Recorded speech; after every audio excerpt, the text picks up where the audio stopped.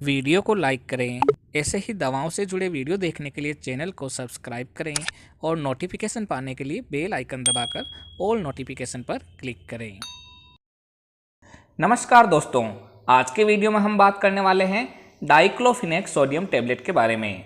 आप लोगों ने कई बार इस टेबलेट को यूज़ में लिया होगा, तो आज हम जानेंगे कि ये टेबलेट कौन सी कैटेगरी की दवा है, इसके कौन कौन से पॉपुलर ब्रांड नेम मार्केट में आते हैं, इस दवा का उपयोग कहाँ कहाँ किया जाता है, इसके क्या क्या साइड इफ़ेक्ट है, इस दवा को कितनी मात्रा में और कब लेना चाहिए और इस दवा को लेते समय क्या क्या सावधानियाँ रखनी चाहिए।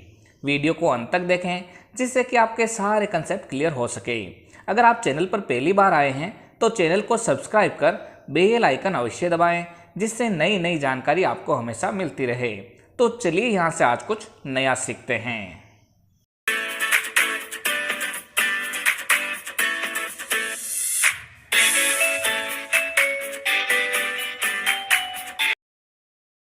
दोस्तों, डाइक्लोफिनेक सोडियम एक प्रकार की non steroidal anti inflammatory drug है जो कि दर्द निवारक दवा के रूप में काम में आती है।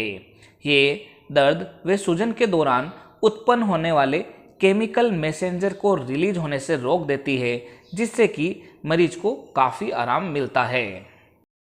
अगर हम इस दवा के प्रमुख ब्रांड नेम की बात करें तो वो है Voveran tablet, DFO tablet, Diclotal tablet, Dicloran tablet आदि। ये दवा आपके एरिया वाइज व डॉक्टर वाइज अलग अलग ब्रांड नेम से मिलेगी। आप इसकी जेनेरिक फॉर्म भी काम में ले सकते हैं।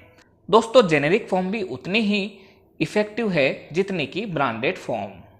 अगर हम बात करें डाइक्लोफिनेक सोडियम टेबलेट की स्ट्रेंथ के बारे में तो ये मार्केट में 25 मिलीग्राम, 50 मिलीग्राम, 75 मिलीग्राम और 100 मिलीग्राम की स्ट्रेंथ में अवेलेबल है।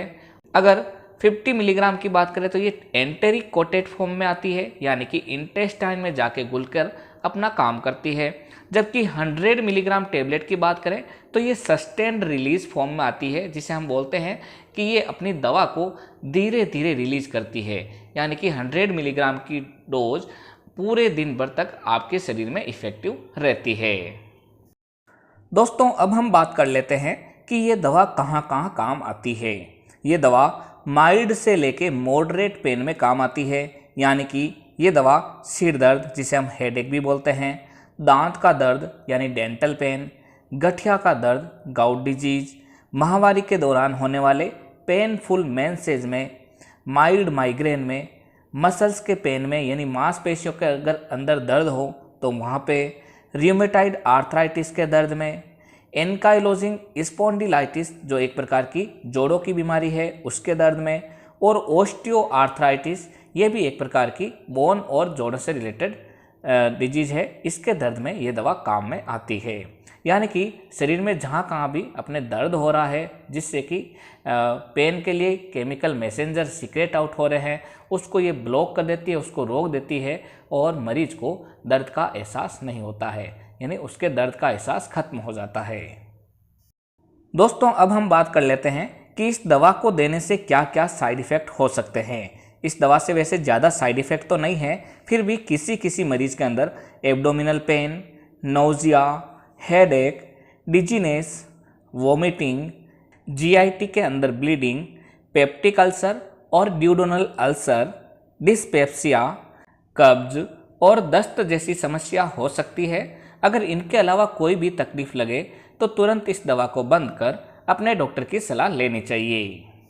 अब हम बात कर लेते हैं कि इस दवा को कब और कैसे लेना चाहिए। दोस्तों, अगर हम एडल्ट डोज की बात करें तो 50 मिलीग्राम की टेबलेट दिन में 2 से 3 बार तक डॉक्टर द्वारा प्रेस्क्राइब की जाती है, जबकि 100 मिलीग्राम की टेबलेट जो कि सस्टेन्ड रिलीज फॉर्म में आती है, इसे दिन में 1 बार प्रेस्क्राइब की जाती है।